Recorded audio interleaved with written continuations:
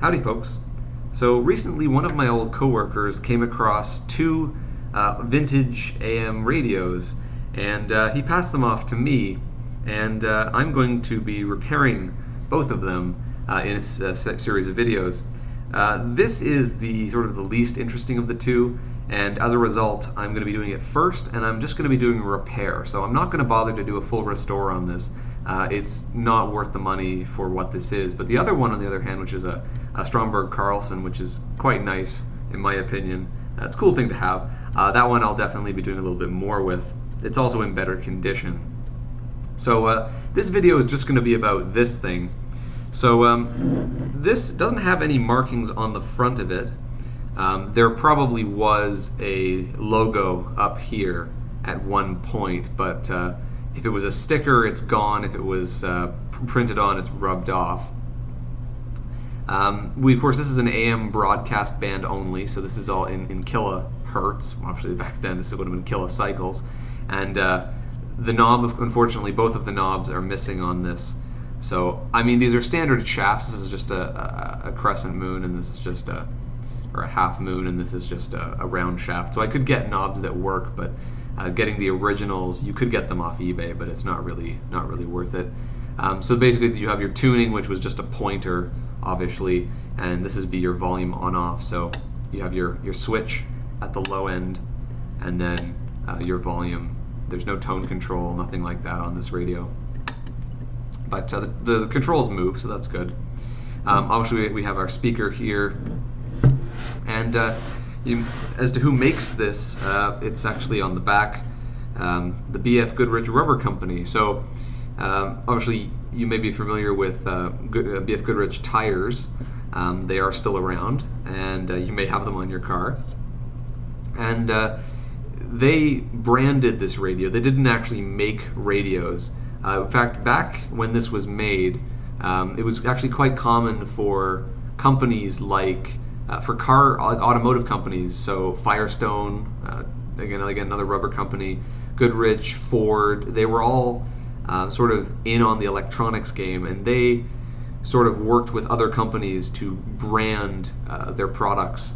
And they did this purely because these kinds of automotive companies, they've been around for a long time, and they are sort of trusted by consumers.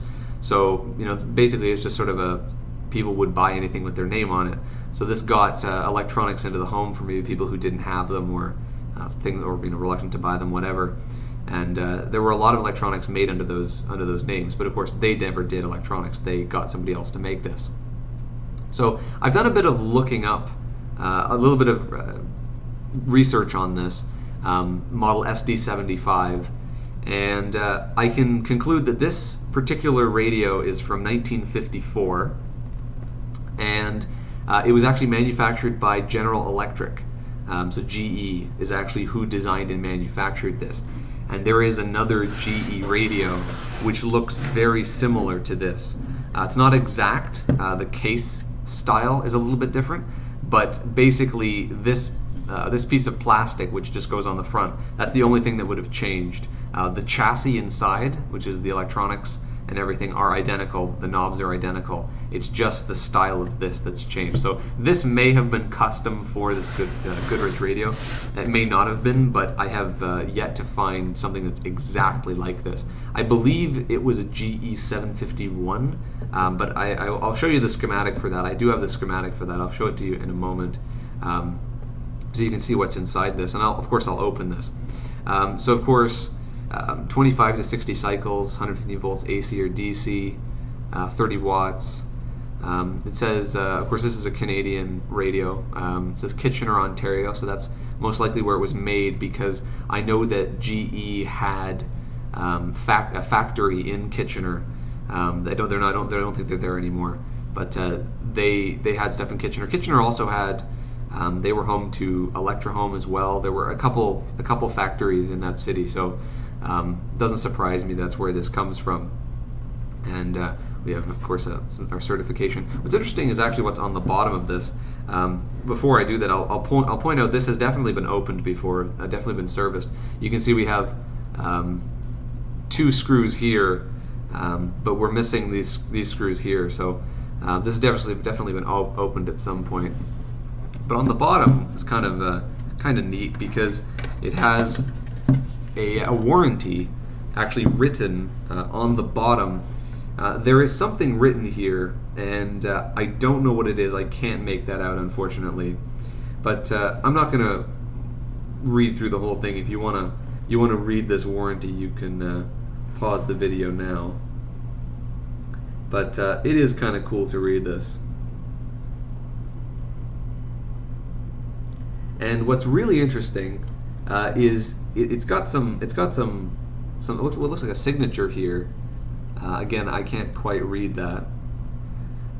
But what I really love is this warning at the bottom here, and I completely forgot about this, but basically, I think it was before 1950, 54 or 56, I can't remember the exact year. It was a year in the 50s.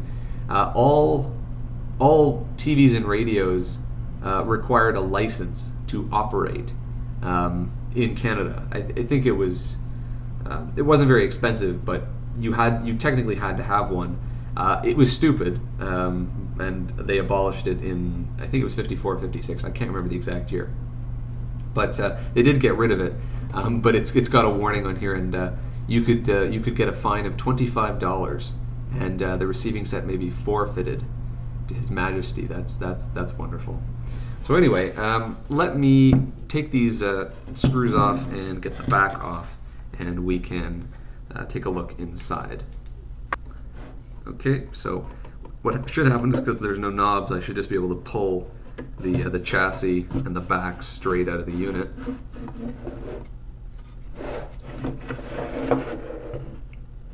Okie dokie.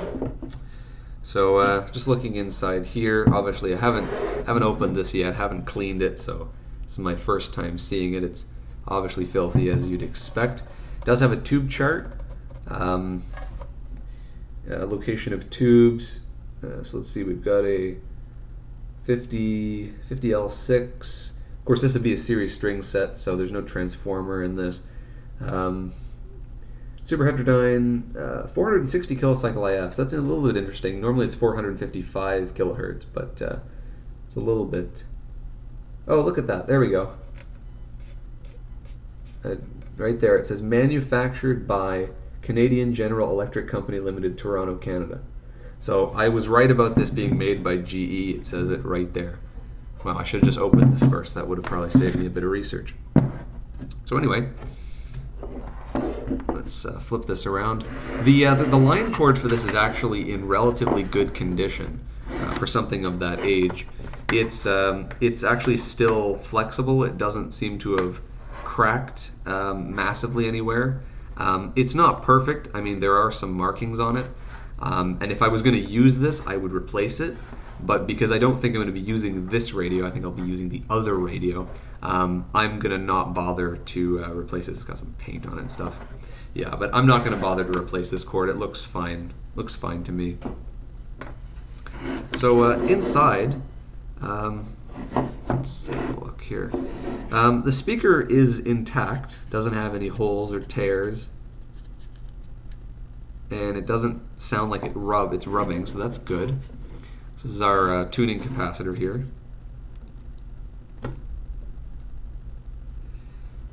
And I don't hear any, I don't see any rubbing plates, which is good.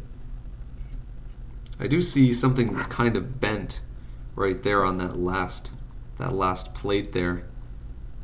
I'm not sure if that was done for tuning or if that's somehow broken, because that last plate is clearly not straight. So I'll have to look into that.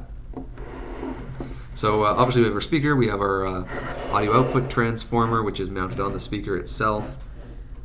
This looks like we would probably have a field coil for that speaker, would be my guess. This is before the era of permanent magnets that were strong enough to make speakers. So we have our AM loop antenna here, which has come off the back. So actually it was just taped on with this incredibly ancient adhesive, so we can fix that. So as for tubes, let's see. I'm assuming that we're going to have at least some non-original tubes in here because, like I said, it's been opened before. So we have these are both GE tubes made in Canada. So we've got a 50L6 and a 35Z5. Pretty standard. There are 5 tubes in this, so you guess the Americans call their radios All-American 5s, AA 5s, but this is I guess an All-Canadian 5 because it's all Canadian. So these are metal can tubes. This one is clearly GE. Just want to see if I can find anything that's not GE. They may have actually just been all replaced with GE tubes if any of these are not original.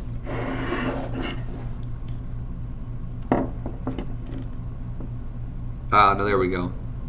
This one right here is a Westinghouse. Let's see, what tube is that?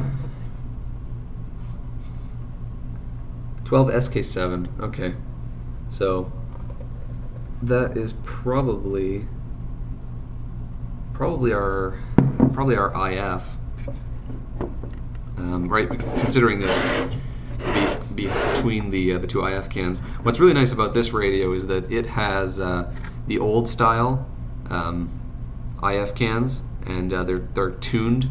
They're capacitively tuned at the top, and these cans won't get silver mica disease, which is what ultimately killed a lot of radios of the era right after this in the 60s. The silver mica disease just ruined everything, and you can repair it, but it's a pain in the ass. So I'm glad I won't have to deal with that in this radio. And since the other radio I have is from the 40s, it probably doesn't have the new style either. So I'm happy about that. So let me pull out these tubes and just take a look at them, and so I guess we'll also look at the bottom. So it's a little janky. This is not actually attached to anything at all. So this would be our filter, because there's no filters on the top. So this would be our mains filter cap. It's got 2 sections, 2 40 microfarad at 150 volts. So that is most certain. That's got to be screwed. I'm assuming that almost all the caps in this are dead, as you'd sort of expect. These are all going to be wax paper capacitors, and wax paper they're just awful for long-term reliability. This one you can already see is kind of bulging out the end. So I wouldn't. I bet all of these need to be replaced, but there's actually not that many. There's just 1, 2, 3, 4, 5 caps plus the 2 in this, so that makes 7. And we've got a little domino cap here. These are also terrible. These ones, they're called domino. I call them domino caps. I've heard other people use that term before, but because they've got little dots on them, kind of like a domino, and there's a special code that you can read that, just like a resistor with the color bands. You can read the value of that. But those are notorious for being terrible. We've got 3 of those. So pretty much. Yeah, just the wax caps, this electrolytic. Actually, this isn't even electrolytic, is it? Is this a dry electrolytic? Because it's wax sealed. This is an interesting package.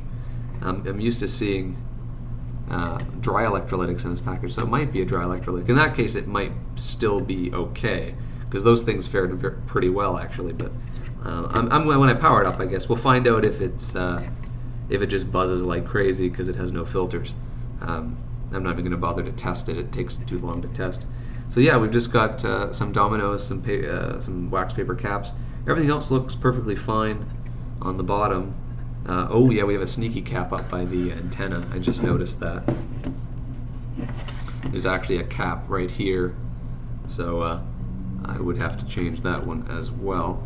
So let me pull the tubes out, and I'll show you what's in this radio. So I just pulled the tubes, and they are all appear to be original GE except for one. So When I said that this was a series string set, what that basically means is that all the filaments add up to line voltage, which is 120 volts, or roughly, depending on, of course, the era, because, of course, in Canada, at least, the line voltage crept up from the early 1900s at 110 up to its modern 120 now. So it was 110, then it was 115, then it was 117, yada yada.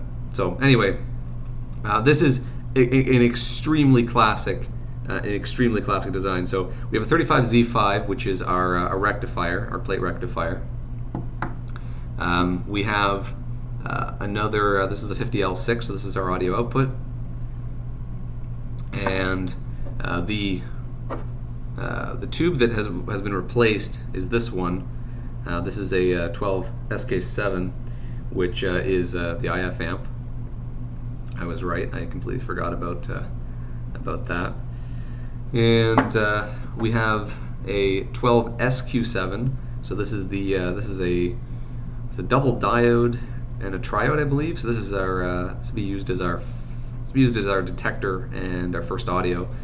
And then we've got a 12 SA7. This is our pentagrid converter. So this is the mixer oscillator. And yeah, so everything looks okay. So what I'm going to do is I'm just going to shove these tubes back in, and I'm going to bring this up on my Variac. I have really nothing to lose with this. I don't care so much for this, but I will. I'm not just going to straight plug it in because I don't want that filter to blow if it is completely screwed. I've tested the across the line with the switch open, and it is not shorted, so it's safe to plug this into a Variac. So I'm going to get mine, and I'll bring this up, and we'll just see if it does anything without changing any of the caps in it. So I've got my full isolation set up here. I've got an extension cord with my power meter plugged into it. You can see my setup's drawing 6 watts at the moment. The radio's not plugged in. My Variac is plugged into the power meter, and that is then plugged into my isolation transformer setup, which is just the 2 transformers back to back, and then I'm going to plug the radio into that. So I'm going to just leave this in frame so you can see how many watts it is. I'm using an isolation transformer because this is a hot chassis set. Anyone who's working on these definitely needs to know that. This chassis is connected to one of the 2 pins of this plug, which means if you were to plug this in, you have a 50-50 shot of this chassis being neutral and 50-50 of it being live, which means really an isolation transformer is the only way you can be safe to work on these. Because you can't guarantee that this metal pot shaft here is going to be not mains potential. There's no way you can guarantee that. Even if it's not supposed to be, there's no way you can guarantee that it's not faulty, something like that. So let me show you that this is actually a hot chassis. If I just pick one side of the plug and I tap the other prong to the chassis, you'll notice that the resistance is less than 1 ohm. They are directly connected to each other. So yeah, you got to be careful with this. So anyway, I'm going to turn the volume on. I'm going to turn it up, maybe 75% of the way, and we are going to plug it in. And I'm going to read off the voltages. We're going to look at the wattage. It says it's 30 watts, so this shouldn't go any higher than 30 watts, really.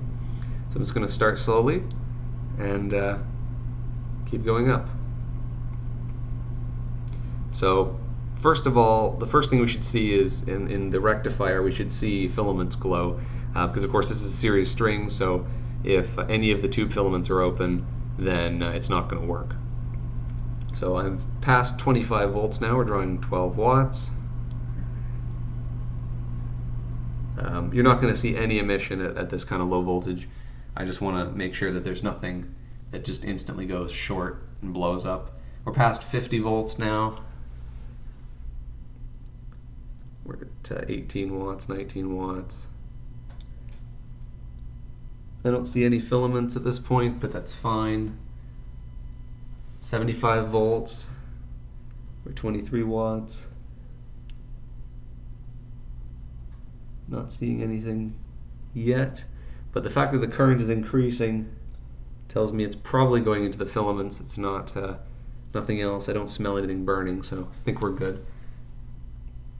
We're approaching 100 volts. I would expect to see some conduction. Oh, I can see a filament, and I can hear that filter capacitor is open. So that's it's about 90 volts or so. We're drawing 30 watts, and yeah, that filter is definitely bad. So we're not really at line voltage yet. We're just under 100 volts. Let me see if we can get anything at all.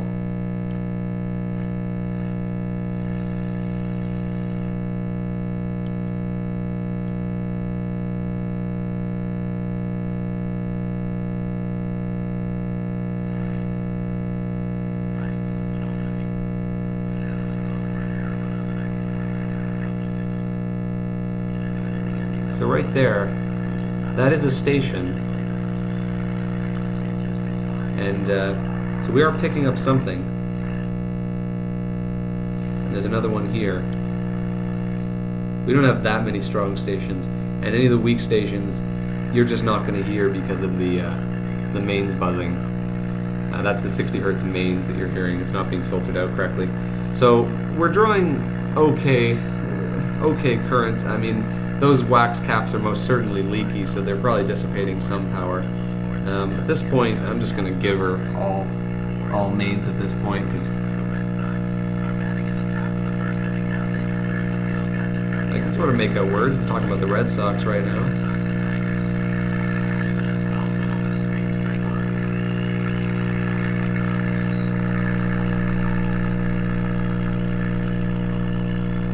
So I'm just going to, before anything does actually short out, I'm just going to turn that off. But yeah, so the filaments are not open, and it appears to be doing something. So this proves that the radio is a good candidate for repair. It appears that all the tubes are somewhat functional. I don't have a tube tester, so I can't verify that they're all good, but the fact that it receives something tells me it's not completely screwed, because the 6SQ7, I believe, this one is apparently notorious for failing. So it seems to be fine. It really just needs a bulk recap. So I'm gonna look at the schematic for the GE chassis and basically order everything from DigiKey. And in the next video, I'll do a full recap. I'll do an alignment on it. I have a function generator that can do the 460 kilohertz IF, so I can do a proper alignment on it, because it's most certainly out of alignment at this point. And then I'll have a cool little table radio. So next video, probably in about a week, I'll get the parts in, and I can get this thing working, and then I'll move on to the Stromberg Carlson, which is a 1946 radio, which I think is quite a bit more interesting than this one. So anyway, until then, thanks for watching.